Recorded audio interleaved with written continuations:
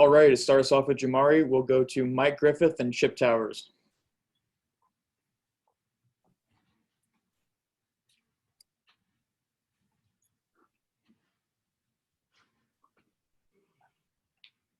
So much focus is on their offense, but what do you see out of their front seven?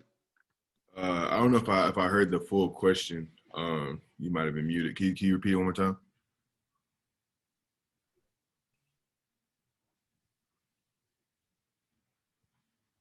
Their offense, we don't hear much about their defense. What is their style of play up front?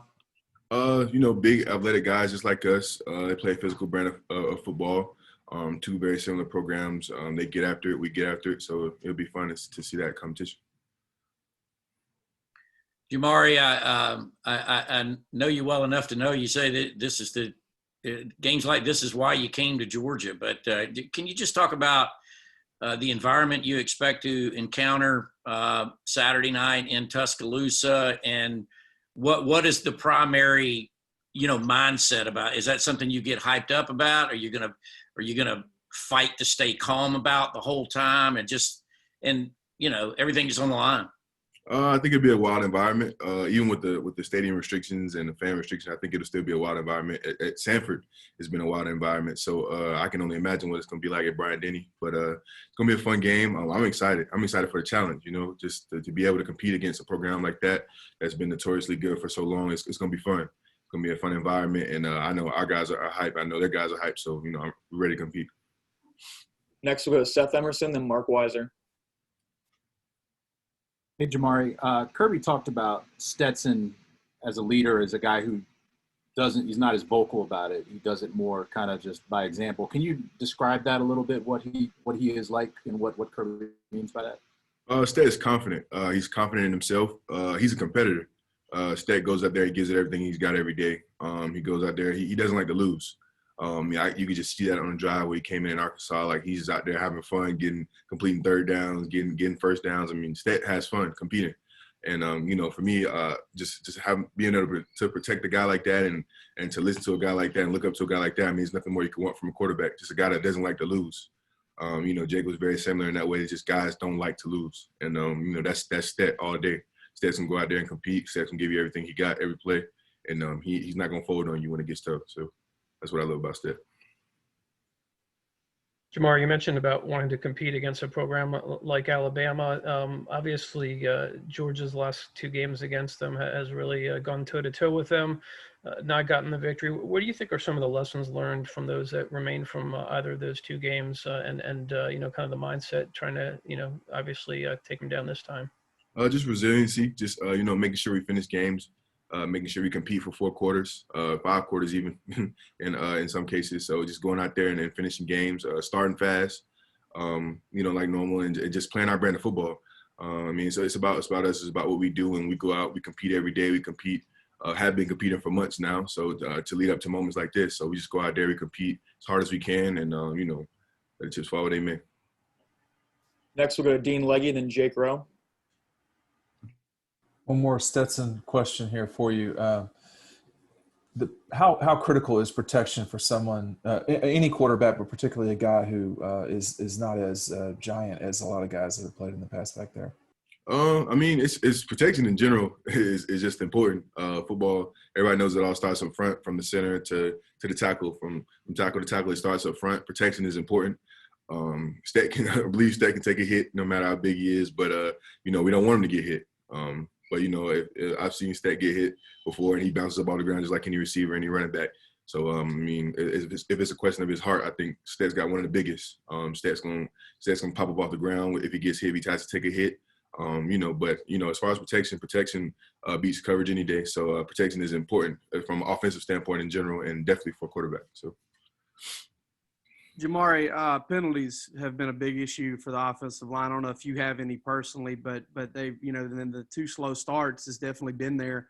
I know there's a next play mentality, but what can you guys do to get better at that? And is it a conversation? Is it putting it to practice? What goes into being able to limit those and start faster? Just a discipline thing, just locking in, making sure we stay focused. When drives get long, when the game gets long, when it gets tough in the fourth quarter, just making sure you lock in. And like you said, even starting fast. Sometimes you go out there, you're nervous to get that first contact, or you're nervous to get a drive started. Like just making sure that we're all locked in and all disciplined, all understand that, okay, if it's on one or whatever on the count is on, like we're just going out there and executing whatever the play calls for. So, just making sure that the discipline is there and we're locked in and we're focused, and, just making sure that communication is there.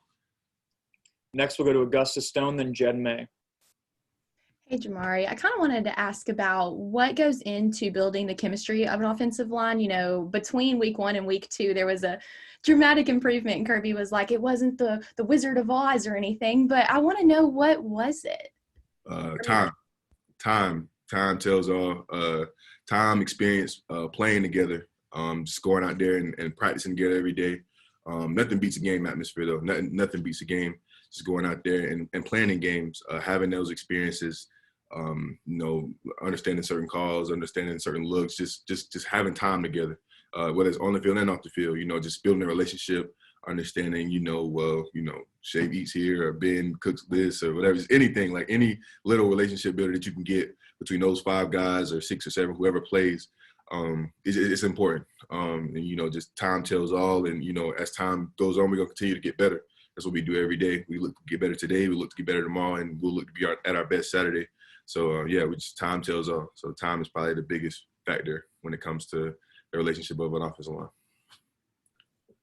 Hey, Jamaree, when Jordan was on just a minute ago, he said, in that goal line package down there, he can't be a bum because he's lined up to somebody next to somebody like you. What have you seen from him, I guess, in that package? Have you had to coach him up a little bit? And 2, just what are your thoughts on, that short yardage package in general? It's dominant. The package is dominant. We go out there, we look to score every time we put it in. Had some success with it, had some downfalls with it, but we look to improve on it. JD's a big body. There's not many people that can stop. Once he gets moving, there's not many people that can really stop him from going where he wants to go, which is he's one of the big reasons that the package really works. Whether he's going left or right, he's going to move people, he's going to be physical, and he's going to go fast. And, I know Zamir loves it. I know Cook loves it. I know they love running behind that. So, we work on it every day in practice, and we try to get better. And we got some getting better to do. So, yeah. But JD's definitely love to have him on our side of the ball in practice. It makes it a lot more fun. Next up, Charles Odom, then Jay Black. You mentioned resiliency being a key. You guys have already shown that trait with 2 comeback wins. What does that show you about this Georgia team? Shows that, like you said, we got fight.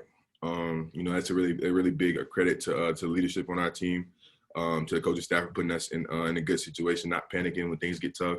We got really good players on both sides of the ball, and we want to win. At the end of the day, we all want to come out of there with a W on Saturdays. That's what it's about. So, I just being able to come back when it gets tough and facing adversity is something that we really pride ourselves on around here. When things get tough, when it gets hot outside, when it rains, when it gets humid, whatever the adversity may be, we really pride ourselves on just being a team that overcomes adversity. So, and I think that we've proven that, very far. We've proven that very well so far. So, and adversity will continue to come. A guy may be out for COVID. We may lose a guy on the field. Whatever adversity hits, we just want to be ready for it and be able to overcome it. So. Jamaree, compared to some of the other guys on the team, how fast is Stetson?